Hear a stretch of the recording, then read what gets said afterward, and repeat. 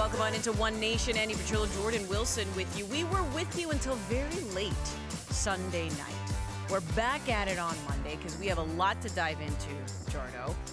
The Gold Cup in particular with Canada and all the stuff that went down in that game. How you feeling? Are you awake? Are you okay? Because we ended up staying a little later than usual, although we were highly entertained. Late night when it has to do with football, I love it. I don't mind going an extra hour. I think I was sliding in the studio. I literally put a hole in my shoe and I had to do the electric slide. I did the electric slide. I slid like I scored when Schaffelberg scored. You did? It was an emotional night, so I'm more drained from that than anything else. And then the fruit wore off. It did. So you had a major sugar crash just before because I'm trying to eat clean now, and I missed my candy yesterday. I think I would have probably had a bag in extra time and then a bag when I got home just to get over the loss. Yeah, sometimes we just need a camera in studio when the game's going on. Lots happening. There's a lot happening in studio, but we got it all together. And we were watching alongside with you. And one thing we also talked about, even before the game and how Canada was going to be successful, was doing all them Concacaf things. Concacaf, the USA. And there was a lot of things that happened in the game, but we're going to just fast forward right to the penalty kicks because the Americans you have to stand at the halfway point. You know this, right? So penalty kicks happen. You have to stand at the halfway line, and the Americans were refusing to stand there. They were just being a little difficult, and the ref was like, Can you just stand there? Yeah. Can you just go where you need to go? Follow the rules, right? So BJ Callahan was asked about that afterwards. And he's like, yeah, we just wanted to show we're here. We are here. What did you make of that tactic? So before I get into my thoughts, just explain to the viewers or the listeners about what are CONCACAF things. Like, for the people that don't really know, what do you think, like, how do you describe that? It's basically mastering the dark arts. Love it. That's a great way to put it. That's what it is. Yeah. It's like kind of being, you're going against the rules, but you're staying in that sweet spot, standing over the ball, pushes after the play. Those little things that won't get you a yellow card, but kind of stun the game a bit. Just annoy people, and I feel like that was your... Oh, that's my expertise. Yes, on the pitch. I lived there. Oh, for sure. I live rent-free in many players' minds. Can you appreciate what the Americans were doing there? I can appreciate it, but it also hurts being on the receiving end of it. Look, when I knew exactly what was happening, when the Americans wouldn't get to the halfway line, all that was doing... Steven Vittorio was in the box, holding the ball or getting ready to take the penalty kick. So that's time where you're hearing USA chants. You're in USA. Maybe you're thinking, should I switch up my penalty shot? Should I go in the corner this time? Should I go down the middle? As the time keeps going and the Americans don't back up to the line, you know you're supposed to be at a halfway line. When in football ever have you looked at a penalty shootout and players aren't on the half? They know what they're doing. They're buying time. And for me, that's smart. I've done many things in a penalty shootout that now that I'm sitting with you, I can talk about and be like, I can admit and say, forgive me. I can remember clearly in Canadian Championship last season, I took the 5th penalty kick, I scored it, and that means Marco Bustos has to score to win in the quarterfinals against Pacific FC. And as we're passing each other, so I scored and I went also in the goal to get the ball. Okay. You're not supposed to do that. But again, I want to kind of control a little bit, grab the ball, mess with Callum Irving, but also mess with Marco Bustos, everything. Give Nico Giantopoulos a little more time. As I'm walking by Bustos, I'm looking at him and smiling. He's kind of looking down, and I said, the stage is yours. Because he has to score to win, and he's at home. Maybe it did nothing, but maybe it did everything. Maybe it did just enough to be like, ooh, there's pressure. His fans were chanting behind the goal. He knows he has to score to win. There's a lot on his shoulders. And I didn't say much. I just said, the stage is yours. And he kind of looked at me. But I have a heart, so I apologize. What ended up happening? I can't remember. He missed. Or actually, Nico saved it. Nico knew where he was going because Marcos Bustos, a couple years before, shot the ball in the same exact place and beat Nico. So he remembered it, saved it, big save. But I would like to think I had something to do with this, saying the stage is yours. Take credit. Put a little pressure on him. Now, after we won, I went to him directly and said, hard luck. Because that must suck. You're at home, you're the big dog. Oh, you really felt bad, like 5% of me felt bad. Just enough to say sorry. What I'm trying to say is that's a part of the game. It's sad that Canada was on the receiving end of it, but you have to do all that you can do in a penalty shootout. Because after it, you're just thinking about, I could have done more. So if it's trash talking, if it's stepping a bit forward and not being at the halfway line, if it's grabbing the ball at the end of a penalty shootout. You even saw Kamal Miller last night. When he scored, he celebrated, then he grabbed the ball quick because he's like, hey, I want to give it to Dane Because that's another thing. Give it to your goalkeeper. Maybe he can give it back. It's just throwing rhythm off. It's just throwing the rhythm off. Doing whatever you got to do to throw a little spanner in the works. I'd walk by somebody and say, don't be nervous. By the way, I licked the ball. And then hand it to them. Straight licked it. Licked it and give it. I like the ball. Here, have it. BJ Callahan, by the way, though, just a little bit of love for him because we know that this is his final tournament. Obviously, the Americans are moving on to the semifinals. But the amount of love that he's also getting on social media from the fans in particular, since he's been in charge, 5 wins, 1 loss, 20 goals scored, just 3 goals against. I know Greg Berhalter's coming on in. A lot of people didn't want to see Greg Berhalter go to begin with. We're not going to get into that whole mess. But I mean, BJ Callahan, just as a manager, he's definitely, I don't know about what you feel, but I feel like he's showing the world he's ready to take over another federation. Absolutely. He's done well, specifically in the Nations League final. I thought he got the tactics right, but even with this group and then this new group, which is basically, you could say, MLS All-Stars, but he's getting the best out of them. And whatever group he's had, He's looked like whatever team he has going forward, he'd bring out the best in them too. Yeah, I know for the Americans, it'll be sad to see him go.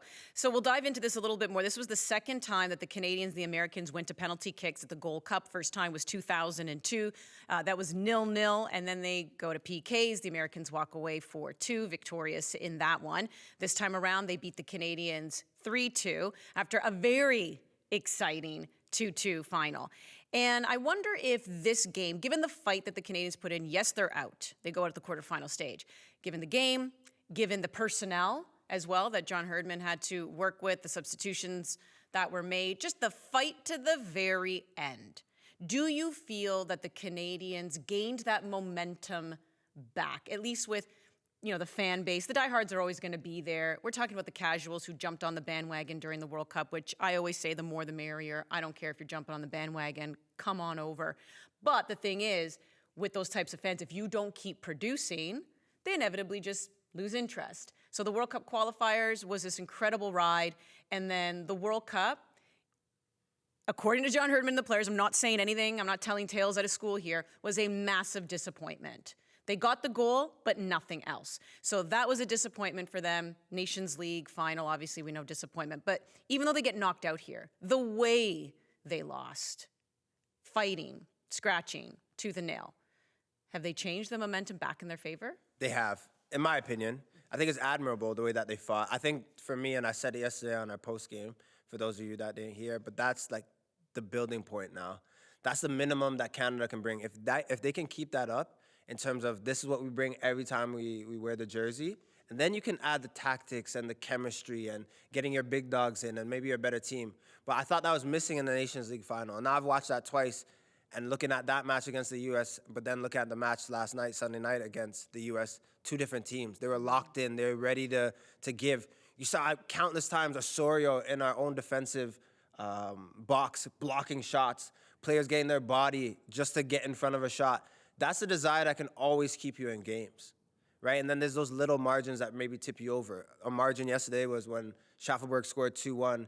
That's the time you're kicking the ball out in the stands, keeping the ball away from your goal. That's the next little bit that Canada will learn and grow. But I don't think you can build off of that unless you have that desire and that work rate and that energy that they came with last night. And I think that is something that should be praised. It does make you wonder what could have been if the bigger name players were here. And we know that even at the last edition, the big name players, many of them, Davies, they missed out. We understand the schedule is so jam-packed. I will never begrudge a player for saying, I need to rest. And this is where it's kind of unfortunate for Concacaf to put the Nations League final and the Gold Cup back-to-back. And we know that the Nations League final, 2 games, right? Because you make the final 4.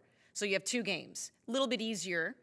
I mean, easier as far as on your body, physically tasking, as opposed to a tournament where you have to play 3 games in the group stage, obviously try to get out quarterfinal, semifinal. It's a longer commitment. But if you are some of these guys now, I mean, are you looking at this saying, I don't know, maybe the Gold Cup is something we should be a part of? You saw how close they got. You saw the crowds.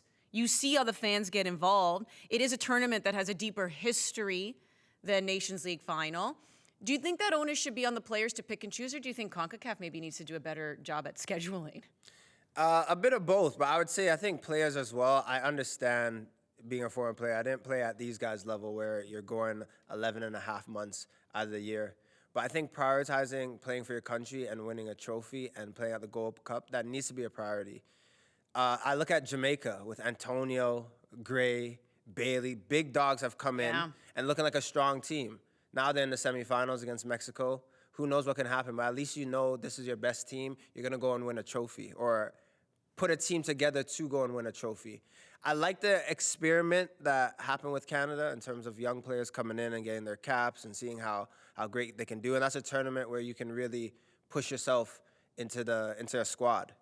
You've seen it all throughout Gold Cup history. Like Jonathan David, for me, was a big name when you saw him a few years back in the Gold Cup. Tejan Buchanan as well. I think like even Liam Miller stepping up this World Cup. You just see that's a time, those 4 games are crucial for a player's career. But I would love to see Canada specifically bringing in, even if it's not all your big dogs, at least half or a majority. Build a team that you can go and compete and say, look, this is a strong team coming out of it. So I think it's a bit of both. When I look at CONCACAF, it's hard to mandate that, right? Because players might need a break or there's injuries. But even just for Canada, just go out and say, hey, we want to win something. And you can only do that if you have your best players doing it. Yeah, and I think, you know, I don't want to be the Debbie Downer of the group here a little bit, but it's going to be perhaps 2 years before Canada has a chance at winning a trophy again. Yes, you know, they're most likely going to be participating in Copa America next year, but I think it's safe to say that they're not the favorites if they're in Copa America competing. And then they have to wait to, you know, another Gold Cup, and then obviously you have the World Cup after that. So Nations League final followed by this Gold Cup, these are the best chances for Canada to break that 23-year drought for the men's program. And I can imagine that there's probably some different emotions in that room. Overall, they're all upset that they haven't moved on. That goes without saying. You're a competitive athlete. You play to win. But I saw in Steven Vittoria post-game, he looked completely stunned. This is an older player who knows that his chances as well of winning a trophy with Canada start to dwindle. But if maybe you're Ali Ahmed or Bombito or Jacob Schaffelberg, you're like, yeah, it stinks that we're out, but I think I made an impression. Yeah. I still have years ahead of me to help this program win, right? So it's kind of this little seesaw of emotions, and everyone's feeling a little bit different on this team. But, you know, Jacob Schaffelberg gets that goal. We love him. Friend of the show here on OneNation, had him on in March, and we were singing his praises. And the way, again, you celebrated in studio when he scored the goal, it's like you scored the goal. Proud papa moment for you. I believe in Jacob Schaffelberg, but I think it's the way that he scored, right? Skip past one. I love when players say, yeah, I'm not going to pass. This is my moment. Like, puts it on his left foot, strikes it, and then as a defender, it goes between his legs. You can always dream when it goes between a defender's legs because the keeper can't see it, right?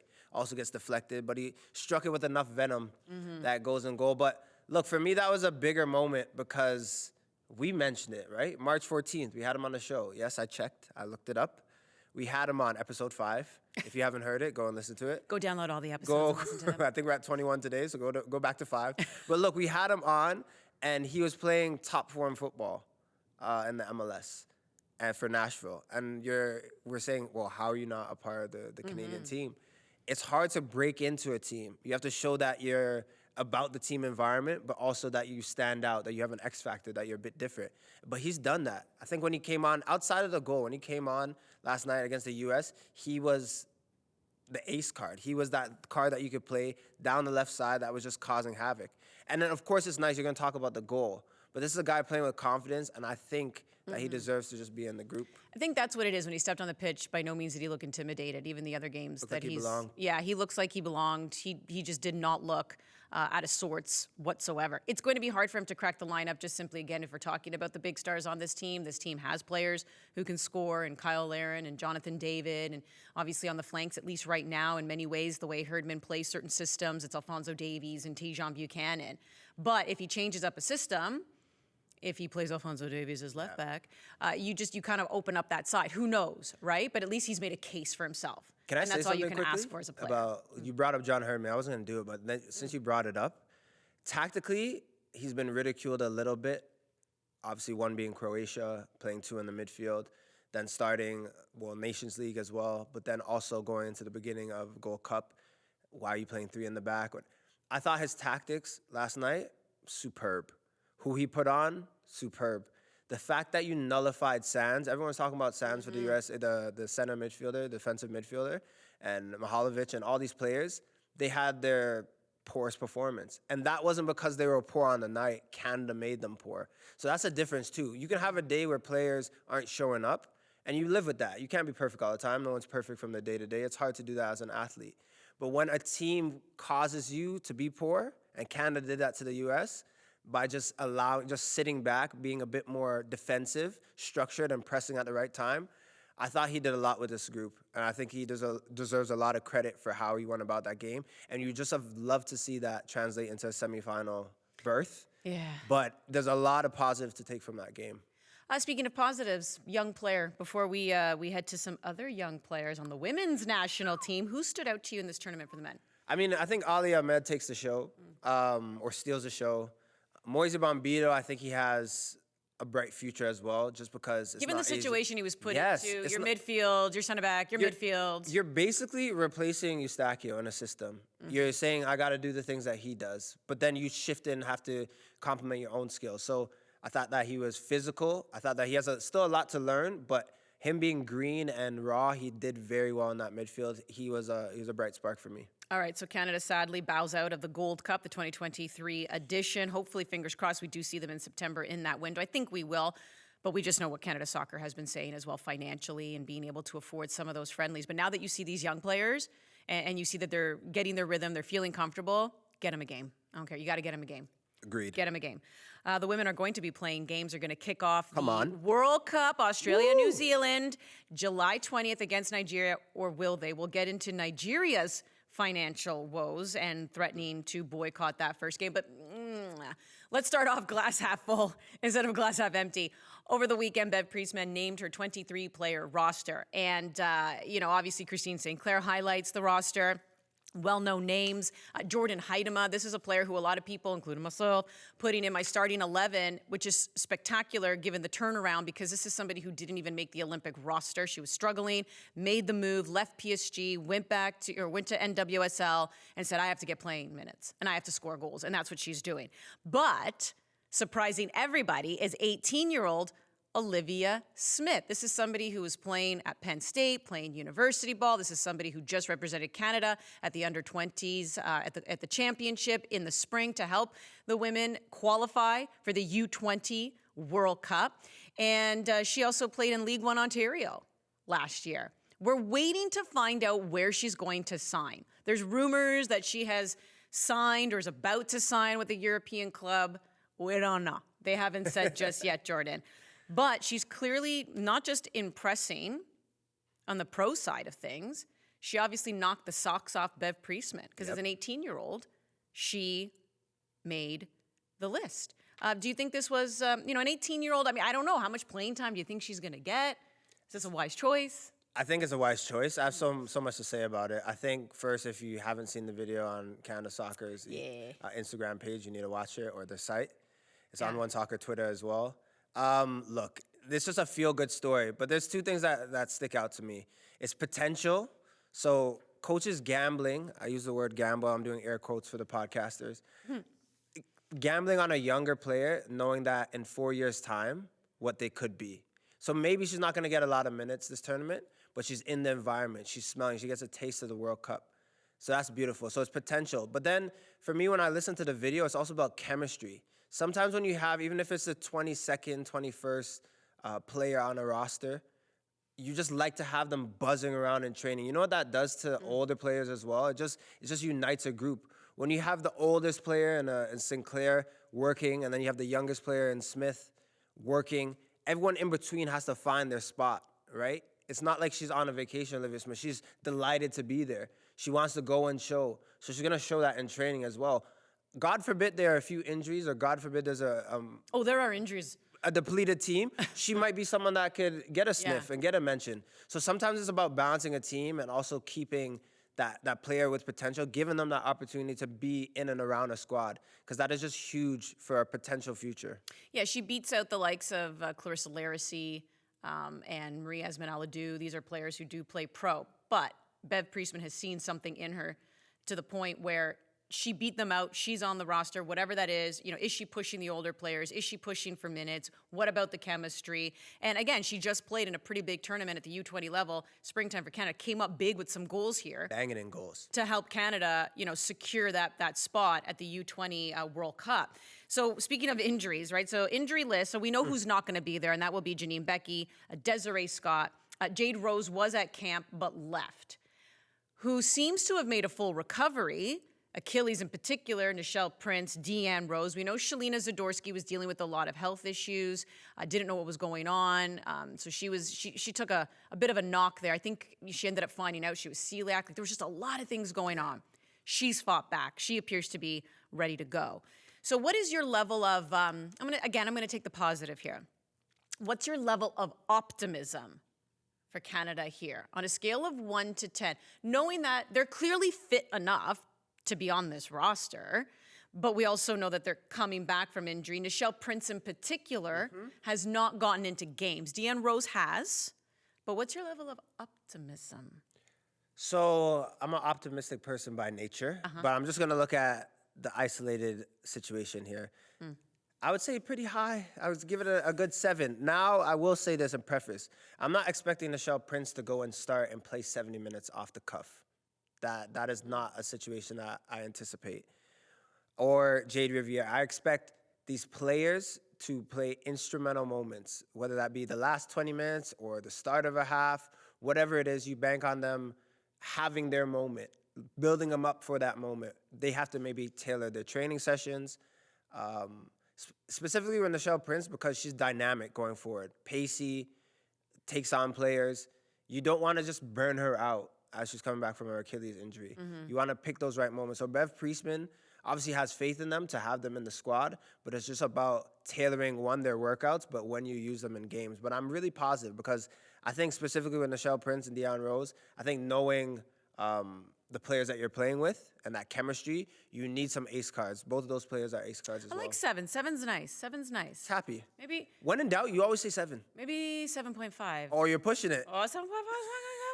I do like the depth, right? I do like that. I mean, Adriana Leon unfortunately hasn't been getting a lot of playing time, but if you go back to the fall, winter with this team, banging in goals, I do feel like that will come for her. Yeah. Again, I like Jordan Heidema, Evelyn Vienne, Chloe Lacasse, now signing with Arsenal. Like, these are players who are getting, consistent playing time, who, to your point, like if Deanne Rose and Nichelle Prince can't go a full 90, you have this depth. Maybe that's why Olivia Smith is well brought on board. The midfield, I think, will be tasked, though. Yeah. I think Grosso, Fleming, Quinn, I think they're going to be busy. I'm going to be very, very, very busy. So, we'll see. This is a marathon. We know that the World Cup, as opposed to the Olympics, a little bit more of a marathon. You do have a little bit more time to grow into the tournament, but, that's where you need all hands on deck. But even though I had said July 20th is the first game for Canada against Nigeria, they're threatening a boycott because their federation withdrew their match bonuses. And this is so disappointing. It's like whenever, you feel like the women's game has taken a step forward, it's like their own federations in some way can have them take 3 steps back. And the reason, so here's the thing, FIFA, for the first time ever, is going to pay the players individually. They're going to give them, if in the group stage, they're going to give them $30,000 each. And then, of course, the number starts to increase the further along you go in the World Cup. Not to mention the federation still gets their money for qualifying for the World Cup. And FIFA has done this because the women have been undervalued by their federation and because certain federations have withheld money from players in the past. So now Nigeria is like, oh, FIFA's going to give you $30,000 each. We're not going to give you money. And it's like, no. That's not why they did that. They did that to ensure the women get paid. You still have to step up and do your part. So this is BS on so many levels. You can tell where I'm going with this. Not to mention South Africa just boycotted a game against Botswana. It was a friendly to get ready for the World Cup. And then their federation still threw out some mishmash of players out there, including a 13-year-old. Obviously, they got destroyed by Botswana. But it's like, what are you doing? Why are you doing this? The whole point is to advance the game. And now you're just like, nah, we're going to go back. We're going to go backwards.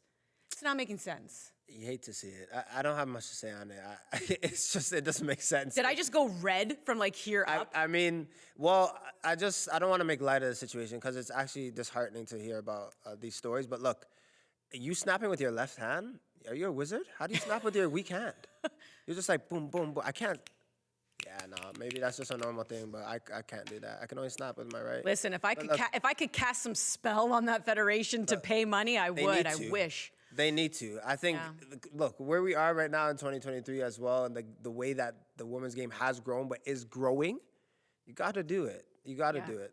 I just think that's such a kick in the pants. Like I said, it's such a landmark thing for FIFA to do. And it was based on a study, by the way, that even FIFA did back in the fall after FIFPro, as you know, the major union for the athletes, even wrote to FIFA to be like, here are the numbers, here are the stats that show the growth of the women's game and how they are undervalued and how many of these women who compete at the World Cup, many of them don't even have pro clubs or they play semi-pro.